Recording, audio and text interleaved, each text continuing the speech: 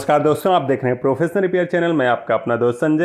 तो चलिए शुरू करते हैं। ये वीडियो जो है washing plus 100% dryer washing machine के बारे में है। और चाहे जिस भी ब्रांड की वॉशिंग मशीन हो, लेकिन जो उसका बेसिक है वो सेम है। चाहे आपका सैमसंग हो, एलजी हो, वर्लपूल हो या किसी भी ब्रांड का वॉशिंग मशीन हो, लेकिन अगर ड्रायर का जो कॉन्सेप्ट होता है वो सेम होता है, जिसमें कपड़े आपके वॉशिंग हो प्लस 100% सूख के निकलेंगे।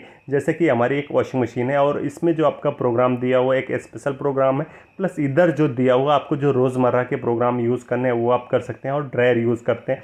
लेकिन 90% लोग को नहीं पता, जो वॉशिंग प्लस ड्रायर वाली वॉशिंग मशीन खरीदते हैं, खरीदने के बाद जब भी वो खरीदते हैं तभी तो सब कुछ बहुत अच्छा करता है, बहुत अच्छा चलता है, बहुत अच्छे कपड़े सुखाता है। लेकिन कुछ टाइम के बाद क्या होता है, वो उस हिसाब से कपड़े सुखाना कम कर देता है, कपड़े कम अच्छे सूखते हैं और इलेक्ट्रिसिटी का कंजप्शन बहुत ज़्यादा बढ़ जाता है। और कभी कभी क्या होता है कि चलते चलते उसके अंदर एरर भी आना शुरू हो जाता है। तो इस वीडियो में वो सारी चीज़ें मैं आपको बताने वाला हूँ, एक एक चीज़ें जो आपको ज़रूरी है अगर आप वॉशिंग प्लस ड्रायर वाली वॉशिंग मशीन यूज़ कर रहे हो, जो कि आपको कोई कभी जल्दी ये बात नहीं बताता और उसकी वजह से आपकी वॉशिंग मशीन में प्रॉब्लम्स आनी शुरू हो जाती है। जैसे कि ये वॉशिंग मशीन, इस वॉशिंग मशीन में भी एक प्रॉब्लम्स आ रही है कि वॉशिंग मशीन जैसे हम लोग, हमारी मशीन जो है अभी वॉशिंग के बाद ड्राई मोड पे जाएगी, तो ड्राई मोड जैसे जैसे क्लिक करते समय कुछ टाइम के लिए चलेगा और उसके बाद वो वॉशिंग मशीन जो है वो एरर मारना शुरू कर देती है। और कभी कभी ये क्या है, बहुत ज़्यादा टाइम लेती है ड्राई करने के लिए। जब भी कस्टमर ने ये वॉशिंग मशीन को परचेज़ किया था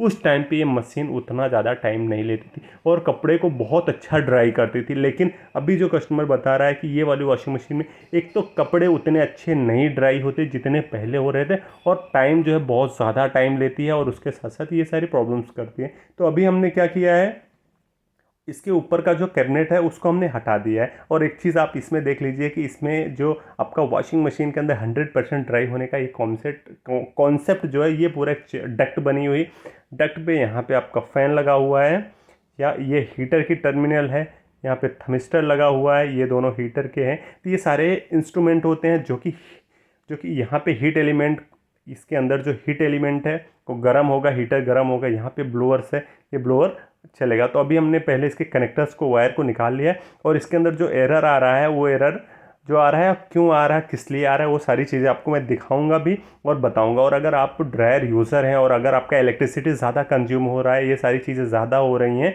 तो उसके लिए आपको क्या करने की ज़रूरत है। कपड़े आपके अच्छे ड्राई नहीं हो रहे, लाइट बहुत लग रही, टाइम बहुत लग रहा, तो ये ज़रूरी, जब भी आपका ड्रायर की मशीन 6 मंथ हो जाए तो टाइम पे आपको ये सारी चीज़ें को एक बार सर्विस करवाना ज़रूरी है। जो कि मेरा ये मानना है कि 100% लोगों को नहीं पता है कि जो हमारा वॉशर एंड ड्रायर है उसकी भी सर्विस होती है। नॉर्मली जैसे हम लोग एयर कॉन यूज़ करते हैं, तो एयर कॉन में क्या होता है कि 6 मंथ में आपको एक बार उसकी सर्विस करने की ज़रूरत पड़ती है, नहीं तो आपकी जो कूलिंग है वो कूलिंग नहीं होगी। आपका कंप्रेसर चलेगा, बहुत ज़्यादा इलेक्ट्रिसिटी कंज्यूम करेगा, बट आपके अंदर रूम के अंदर ठंडक नहीं होती। लेकिन जैसे आप एक बार सर्विस उसकी करवाते हैं, अपने एयरकॉन की सर्विस आप जैसे ही करवाते हैं उस टाइम पे आपका इलेक्ट्रिसिटी का कंजप्शन भी कम हो जाता है और कूलिंग भी बहुत परफेक्ट होना शुरू हो जाता है। सेम जैसे कि आप ये देख रहे हैं, ये क्या है, हमारा ब्लोअर है। अब ब्लोअर के अंदर इतनी ज़्यादा डस्ट हो गई है कि ये एयर कहाँ से फ्लो करेगा उस हिसाब से जैसे पहले करता था।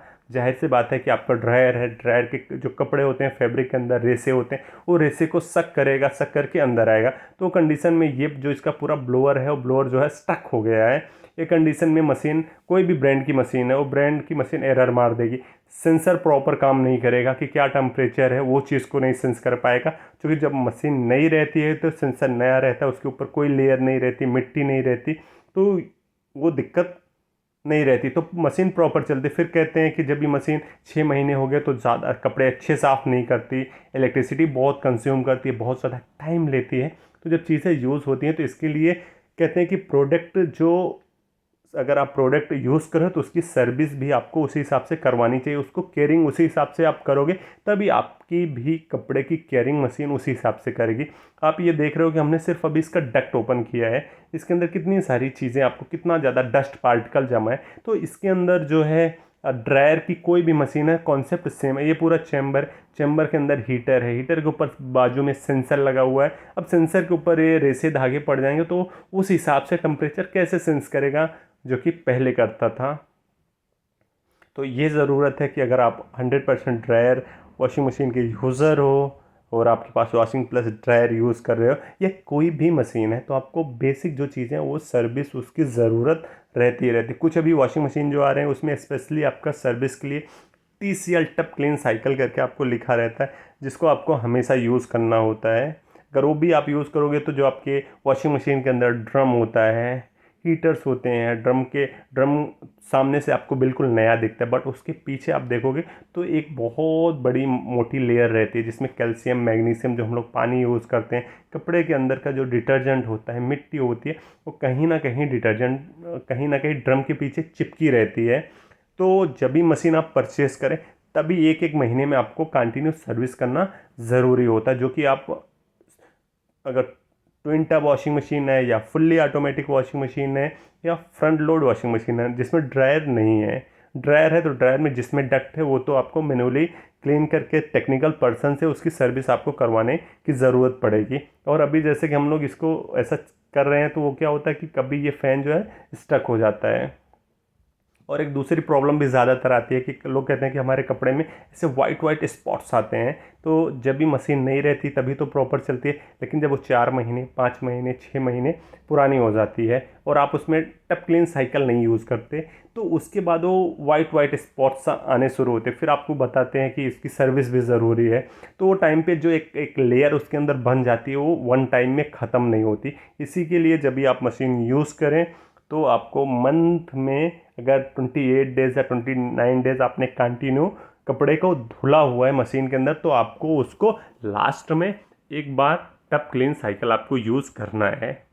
विदाउट कपड़े को डाले हुए आप उसको यूज़ करेंगे। जैसे कि अभी हमने ये पूरा खोल के ये रख दिया और इसके अंदर प्रॉब्लम, अभी हम लोग इसकी पूरी सर्विस करके एकदम नया जैसा बनाएंगे। उसके बाद इसको हम लोग फिक्स करेंगे, उसके बाद देखेंगे। अभी एक बार हमने ऐसे इसको निकाल के कर लिया है, करने के बाद अंदर जो मिट्टी थी, कितनी सारी इसके अंदर मिट्टी भी थी, कपड़े के रेसे थे, धागे थे, ये सारी चीज़ें थी, जिसकी वजह से ये जो ब्लेड जो है हो सकता है कि अंदर स्टक हो रहा हो, उस हिसाब से एयर को फ्लो नहीं कर पा रहा हो, इसकी वजह से ये मशीन जो है वो एरर मारती है। ड्रायर की जितनी भी मशीनें हैं सब में कॉन्सेप्ट एक ही होता है। ये अभी चल नहीं रहा है हमारा, या तो हो सकता है कि जैसे इसके अंदर जो मोटर हमारी BLDC brushless direct drive motor लगी हुई है उसके ऊपर बहुत ज़्यादा लोड पड़ता है, क्योंकि इसमें रेसे धागे बहुत ज़्यादा ऐसा ब्लोअर्स के अंदर फंसे हुए हैं, तो लोड बहुत ज़्यादा होने की वजह से कभी कभी जो इसमें कैपेसिटर लगा होता है, कैपेसिटर इसको ऑपरेट करने के लिए जो PCB के पास कभी कभी लगा रहता है, जैसे आपने एयरकॉन में देखा हुआ है,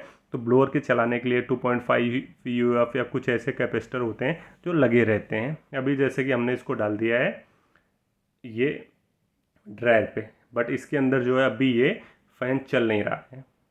इस कंडीशन में दो चीज़ें होती हैं, या तो फ़ैन स्टक है, या फ़ैन की क्या नाम के बेंडिंग ओपन है, या फ़ैन हॉट एंड जाम है, या मैकेनिकल जाम है, या तो कभी कभी इतना ज़्यादा लोड हो जाता है उसकी वजह से भी नहीं घूमता। तो ये भी चीज़ें हो सकती हैं। तो एक बार हम लोग इसको पूरा निकालेंगे, निकाल के इसको प्रॉपर तरीके से जब भी पूरा क्लीन करेंगे, क्लीन करने के बाद एकदम सफ़ा करके फिर उसके बाद इसको हम लोग चला के टेस्ट करेंगे। वो टाइम पे चीज़ें क्लियर होंगी कि ये फ़ैन की दिक्कत है या, लेकिन जो एक चीज़ इसमें दिखी वो क्या है, इसकी सर्विस। आपके पास अगर इस टाइप की मशीन है वॉशिंग प्लस ड्रायर की, तो हर आपको 6 मंथ में एक बार अच्छी तरह से उसकी आप सर्विस कराओगे, पूरी डक्ट क्लीन कराओगे, तो उसके बाद आपकी वॉशिंग मशीन ज़बरदस्त जैसे नई वॉशिंग मशीन चलती है उस टाइप की चलेगी। और इलेक्ट्रिसिटी बिल्कुल कम हो जाएगा, जितना पहला लेती थी उतनी ही जब भी नहीं थी, क्योंकि जब एक बार चीज़ें उसके ऊपर से मट्टी धूल ये सारी चीज़ें, कपड़े के फैब्रिक के जो धागे हैं ये सारी चीज़ें हट जाएंगी, तो सेंसर भी बराबर काम करेगा, उसका हीटर भी बराबर काम करेगा, ब्लोअर भी अच्छा काम करेगा, पूरा जो डक्ट का चैम्बर है वो भी अच्छी तरह से काम करेगा। जैसे कि आपके सामने हमने ये चीज़ को ओपन किया, तो ये चीज़ें तो आपको क्लियर हो गई कि अगर आप ड्रायर यूज़ कर रहे हैं 100% ड्रायर, तो जाहिर सी बात है उसमें इस तरह से आपके कपड़े के रेसे धागे तो बिल्कुल फंसे ही होंगे। और ये चीज़ हम आपको इसलिए दिखा रहे हैं कि आपको लग रहा होगा कि थोड़ा सा बोरिंग है, कि चूँकि हमने अभी इस पर एक एक घंटे या 2 घंटे 3 मिनट का साइकिल ये स्टार्ट है, बट हमारा ब्लोअर जो है इसमें देख रहा हूँ कि ये हो सकता है कि कभी स्टक होके कुछ टाइम स्टक भी हो सकता है, और या तो कुछ टाइम के बाद स्टार्ट होता हो, तो उस टाइम का हम लोग इंतज़ार कर रहे हैं। अगर ये चल जाएगा तब तो बहुत अच्छा है, तब मुझे ये कंफर्म हो जाएगा कि ये, उसके बाद अगर फिर भी नहीं होगा तब इसके अंदर की जो रेजिस्टेंस है, ये सारी चीज़ें एक एक करके स्टेप बाय स्टेप पीसीबी से सप्लाई आ रही कि नहीं आ रही, ये सारी चीज़ों को हम सेकेंडरी चेक करेंगे। बेसिकली क्या है कि पहले जो बेसिक कॉन्सेप्ट है कि हमने निकाल के इसको रख दिया, उसके साथ हमने इसको कर दिया, तो तब अगर नहीं चल रहा तब इसके बाद फिर हम लोग इसका दूसरा जो हमारा स्टेप होता है वो दूसरा स्टेप हम लोग यूज़ करेंगे। तो अभी जैसे कि इतना टाइम हो गया लेकिन फिर भी अभी जैसे कि अभी आप देख रहे हो अभी ये चालू हो गया, तो इसका मतलब जो इसमें एरर मार रहा था ये पूरा जो स्टक था इसकी वजह से इसके अंदर दिक्कत आ रही थी। कभी हम लोग बहुत जल्दी घबरा जाते हैं, जैसे कंप्रेसर हमने लगा दिया और कंप्रेसर कुछ टाइम तक नहीं चला तो हम लोग यार सोचते हैं यार क्या हो गया। तो थोड़ा सा जो है धैर्य और थोड़ा सा पेशेंस हमें रखना है। कुछ भी अगर हम कर रहे हैं तो सबसे मेन क्या होता है, थोड़ा सा हमें पेशेंस रखना बहुत ज़रूरी होता है। जल्दी जल्दी टेक्निकल आदमी जो रहता है वो बहुत जल्दी यार ये नहीं हुआ तो कैसे हो सकता है, ये तो सही था। तो इसलिए सबसे मेन क्या है कि आपको थोड़ा सा धैर्य बनाना होगा। सिर्फ इन्हीं चीज़ों में नहीं, कोई भी काम करो तो आपको थोड़ा सा धैर्य रखना पड़ेगा। बहुत जल्दी के चक्कर में बहुत सारी चीज़ें ख़राब हो जाती हैं। तो जैसे कि अभी हमने देखा ये इसी वजह से हो सकता है, जो एरर है वो स्टक होने की वजह से इस पर एरर मार रहा था। और अभी हम लोग इसको पूरा निकाल के डिसमेंटल करके इसको अच्छी तरह से सफ़ा करेंगे। सफ़ा करने के बाद फिर हम लोग इसको फिट करेंगे। और इसके चैम्बर है, चैम्बर को भी उसमें कुछ 4 या 5 स्क्रूज लगे हुए हैं, उस स्क्रूज को भी निकाल लेना है। और इसके बाद अगर आपको अंदर लगे बहुत ज़्यादा डस्ट है तभी, अगर नहीं है तो कोई बात नहीं, बहुत ज़्यादा डस्ट है तो कोई बात नहीं है। और अभी हमने इसके डक्ट को क्लीन करके इसी तरह से इसके अंदर, जैसे कि आप देख रहे हो ये अभी लगा हुआ है, सेंसर लगा हुआ है, ये सब जहाँ तक जितना मुझे दिख रहा है इधर, ये सारी चीज़ें, इधर पूरा ये डक्ट का चैम्बर है। और ये अभी हमने ये देखो पहले क्या था, ये मिट्टी इस पे लगी हुई है। और अभी हम लोगों को इसको पूरा पहले निकाल लिया हमने पूरा बाहर, जो इसके कनेक्टर्स थे वो कनेक्टर को रिमूव कर लेना है। कनेक्टर कैसे लगे हुए हैं, किस तरह से लगे, एक आपको पिक्चर भी ले लेना है। उससे क्या होगा कि कभी मेन क्या होता है, पिक्चर रहती है तो कौन सा कनेक्टर किधर, आपको ज़्यादा टाइम सोचना नहीं पड़ता। तो वो टाइम पे आपको एक कनेक्टर, अभी जैसे कि ये पूरी डक्ट को हमने एक अच्छी तरह से एकदम चमाचम कर दिया, इधर की भी डक्ट कर दिया हीटर वाली, प्लस ये नीचे जो सेंसर लगा हुआ है वो भी हमने कर दिया। और ये दिख रहा है कि अगर कभी ये भी बहुत गंदा रहेगा ये वाली नीचे की डक्ट, तो उसको भी आप निकाल के अच्छी तरह से सफ़ा कर सकते हैं। और ये हमने ये जो ब्लोअर है, ब्लोअर को आप देख रहे हो एकदम नया जैसा कर लिया। तो अभी ये हवा को उतनी अच्छी तरह से उधर जो ड्रम के साइड बहुत अच्छी तरह से इसी तरह से हवा को ये फेंकेगा। तो अभी हम लोग इसको फिक्स कर देंगे।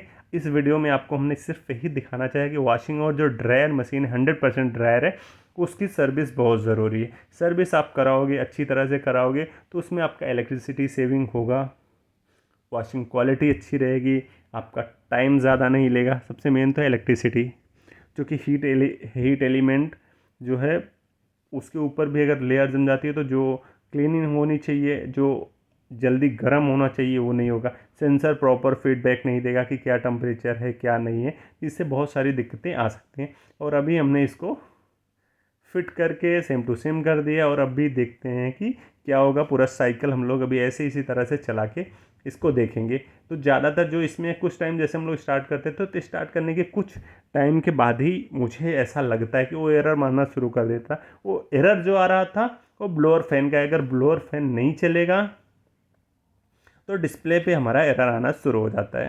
आपको वीडियो अच्छा लगा तो प्लीज़ वीडियो को लाइक करिए, कमेंट करिए और अपने दोस्तों के साथ शेयर करिए। और चैनल पे नए हैं तो सपोर्ट के लिए मोस्टली चैनल को सब्सक्राइब करें। Thanks for watching.